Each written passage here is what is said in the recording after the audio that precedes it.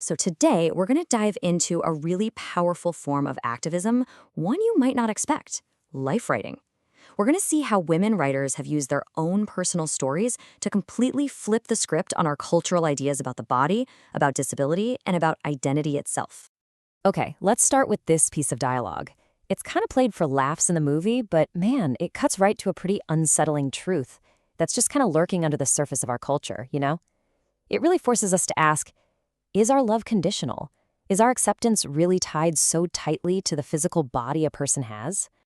And yeah, that's really the heart of what we're unpacking here. This idea that to be loved, to be accepted, you have to fit into this very, very narrow definition of what a normal body is supposed to look and act like. And this is exactly what sets the stage for a really powerful kind of resistance. Now, to really get a grip on that resistance, we first need to travel back in time a bit and look at this huge shift in thinking that happened around the 1970s, this move away from seeing disability as just a medical problem. So this shift gave us two completely different ways of looking at the world. For the longest time, the medical model was king. It saw disability as a personal tragedy, right? A flaw in your body that needed to be fixed or overcome.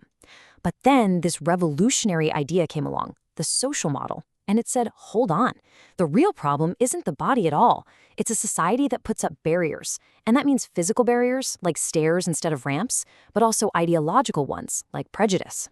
This whole new way of thinking really hinges on one critical distinction.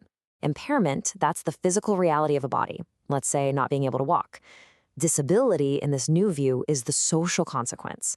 It's the exclusion you face because you live in a world that was only built for people who can walk.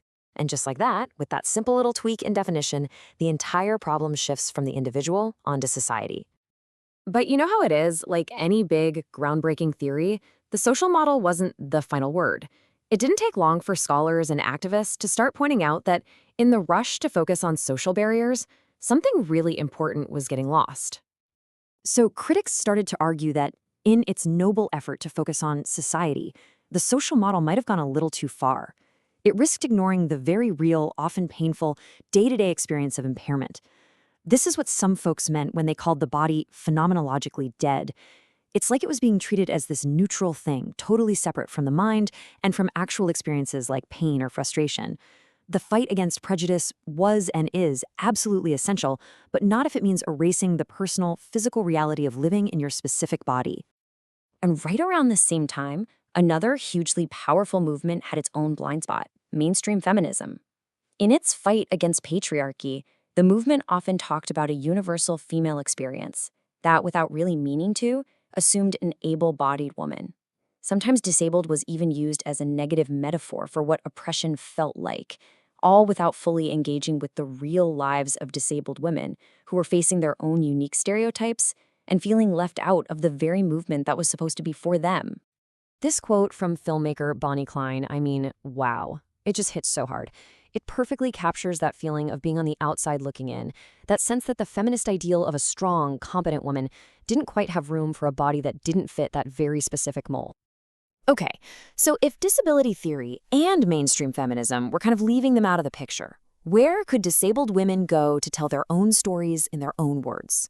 Well, they found their answer in the pages of autobiography, turning the personal story into an incredibly powerful political tool. One of the earliest pioneers in this whole space was Catherine Butler Hathaway. Her memoir from 1942 was truly groundbreaking. It was one of the very first times a woman had written so openly and honestly about living with a physical disfigurement. In her book, Hathaway writes about seeing a local locksmith who, just like her, had a spinal condition. And this one quote, it just reveals so much. You feel this deep sense of connection, this recognition of a shared experience, but it's all wrapped up in this profound internalized shame, this feeling that her real self was something that had to be hidden away from the quote-unquote normal world. And when you look at the evolution from Hathaway's time to today, you see this incredible shift in this kind of writing. What was once defined by that internalized shame has totally transformed into a source of politicized pride and defiance. Where writing was maybe seen as a compensation for a life not fully lived, now it's a totally frank exploration of that very life. And this is so crucial. The anger that was once pointed inward is now aimed right where it belongs, outward, at the societal prejudices that create the problem in the first place. So what is this writing actually doing? Well, it's basically performing four crucial acts of activism. First, it pulls the body back from the cold, detached language of doctors and medical charts. Second, it flips the script, turning the person from a passive object being looked at into the active subject who is telling their own story.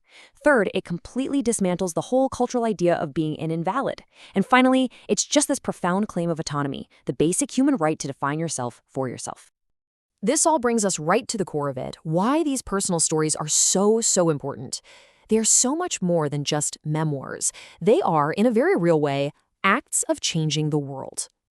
When it all boils down to it, what's happening here is that by writing the self, these authors are fundamentally rewriting the rules for everyone.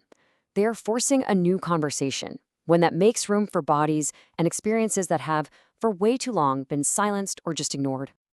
As the scholar G. Thomas Kauser puts it so well, this kind of writing is an act of recovery. It's all about taking back the narrative, demystifying conditions that have been wrapped up in fear and stigma, and at the end of the day, reclaiming your own body from the authority of other people. So the ultimate impact, the real big picture takeaway, goes way beyond just individual healing. It becomes this collective, emancipatory transformation. These stories literally change our language, they expand our imagination, and they create brand new possibilities for how we understand what it even means to be human. So we'll leave you with this thought to chew on. We've seen how the simple act of telling a story can be a massive tool for social change and for reclaiming yourself. It really makes you wonder, right? What parts of your own life, your own identity, could be reinvented if you were the one holding the pen?